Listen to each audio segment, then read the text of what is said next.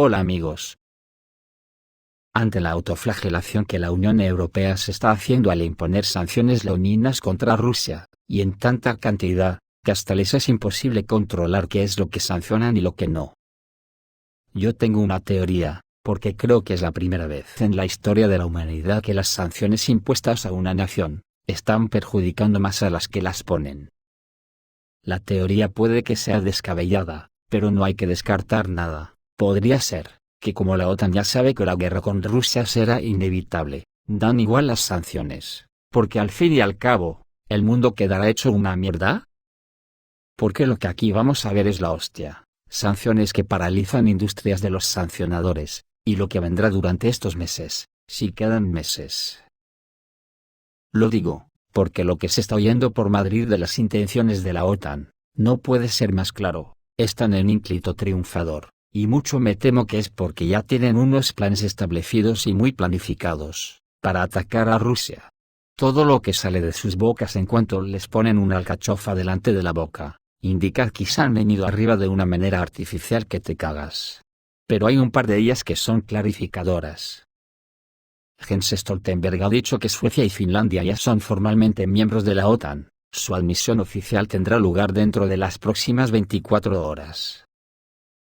El secretario general de la OTAN, Jens Stoltenberg, emitió un comunicado de emergencia anunciando que Suecia y Finlandia, cuya admisión a la alianza se acordó hace unas 12 horas, se convertirán en nuevos miembros de la OTAN en las próximas 24 horas. Ni qué decir tiene.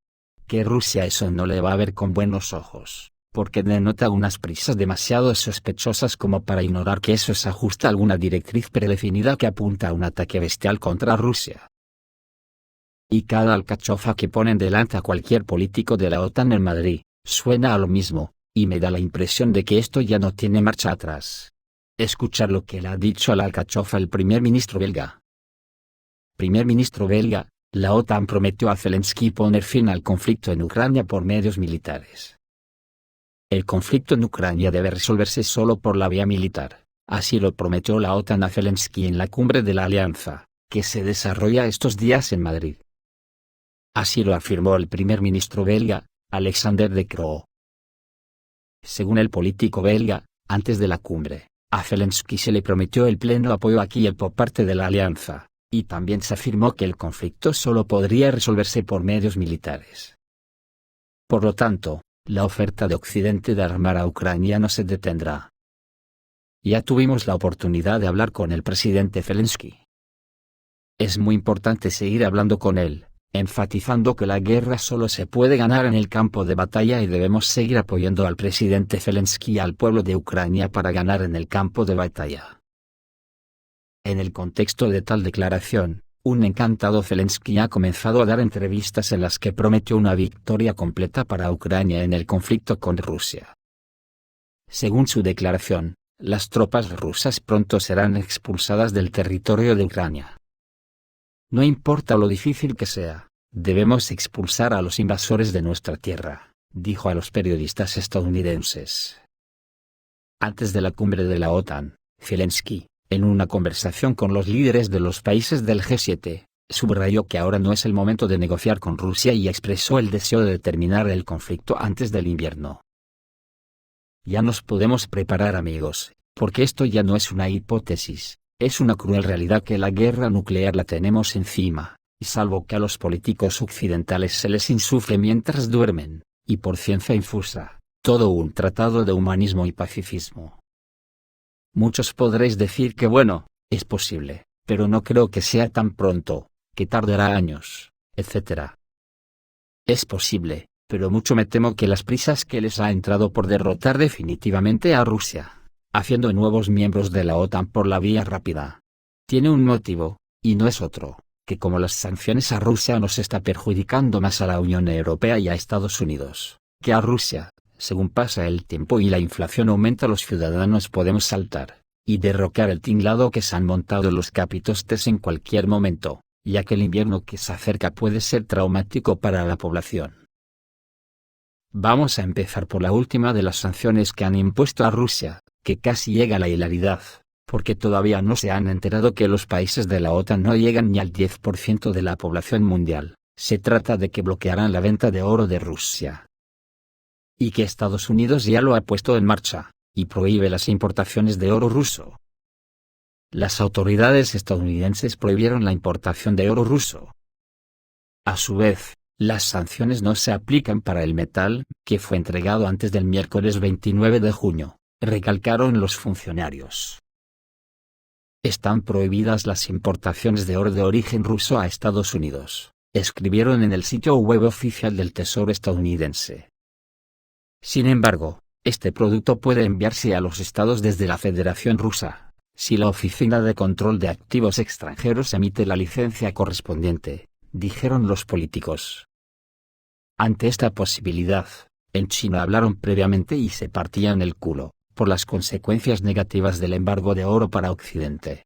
Según el personal de Global Times, debido a estas restricciones, los precios de los metales y la inflación aumentarán. Y otros actores del mercado como el canal de Telegram, Spiegel-Finance, opinan que Rusia puede cambiar la situación creada por la negativa de los países del G7 a importar su oro, a su favor. Así lo informa el autor del canal de Telegram Spiegel-Finance. En los últimos días hubo informaciones de que los países del G7 están considerando la posibilidad de prohibir la adquisición de metales preciosos de la Federación Rusa, que es uno de los principales productores del mundo. Estados Unidos, Reino Unido, Canadá y Japón ya se han manifestado en apoyo de esta iniciativa. Francia, Italia y Alemania aún no han tomado una decisión final sobre este tema. Se supone que esta medida afectará solo a la compra de nuevos lotes y no al oro ya comprado. Durante los últimos 5 años, la demanda mundial anual del metal precioso ha sido de unos 272 mil millones de dólares, según el canal Spiegel-Finance Telegram. Alrededor del 43,2% de este montante se destina a las necesidades de la industria joyera, otro 6,9% se utiliza en la producción de productos electrónicos. El 10% es para compras de los bancos centrales, y el resto son necesidades de inversión. Basado en el hecho de que casi la mitad de la demanda proviene del sector financiero, el liderazgo de la Federación Rusa puede castigar seriamente a Occidente por su política miope. Y lo de miope, a mí me suena un benévolo eufemismo del copón. Si Rusia transforma en oro al menos un tercio del superávit de cuenta corriente de 240 mil millones de dólares para 2022, esto conducirá al Armagedón en el mercado del oro, haciendo subir los precios hasta los 7 o 10 mil dólares por onza, dijo Spiegel-Finance en una publicación. La desestabilización del mercado de los metales preciosos provocará muy rápidamente un verdadero caos en los mercados financieros de los países occidentales, debido al socavamiento de la confianza en sus monedas. Al mismo tiempo, cuanto más suba el precio del oro, más pánico surgirá de Estados Unidos y Europa. Y al final, el sistema financiero occidental ya se ha acercado al borde del abismo, y queda el último paso hacia la crisis más severa. ¿A alguien le puede parecer esto miope? Esto es, no saber ni por dónde se anda. Otra de las sanciones fue sobre el titanio, y como dijimos en su día, paralizó en Alemania la construcción de tanques, y un descalabro en otras pequeñas industrias occidentales. Ahora ha alcanzado a Inglaterra, el Reino Unido abandona el dron de ataque avanzado debido a la falta de suministros de titanio de Rusia. Gran Bretaña ha decidido abandonar el programa avanzado para crear un caza Wingman, no tripulado. A pesar de la promesa del proyecto británico Lanka, Lightweight Affordable Novel Combat Aircraft, el Reino Unido decidió finalmente abandonar el desarrollo de un caza no tripulado, Mosquito. Al final resultó que, debido a la falta de suministros de titanio de Rusia, como resultado de las sanciones impuestas por Occidente, el proyecto resultó ser extremadamente costoso y, por lo tanto, ineficaz.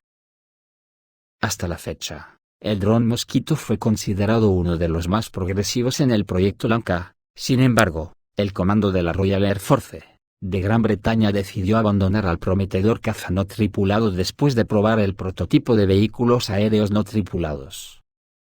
El proyecto resultó ser vulnerable y bastante caro, sujeto a la probable pérdida de este dron en la batalla, Teniendo en cuenta la falta de suministros de titanio para la producción de un dron, las perspectivas de este dron en particular se consideraron bajas.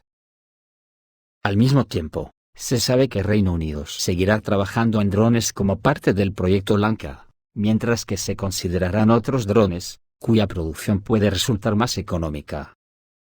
Es de destacar que anteriormente Alemania también enfrentó problemas debido a la falta de suministros de titanio ruso. Los tanques alemanes modernos se volvieron extremadamente caros de producir, como resultado de lo cual Berlín aún no ha transferido los tanques Leopard prometidos a Polonia.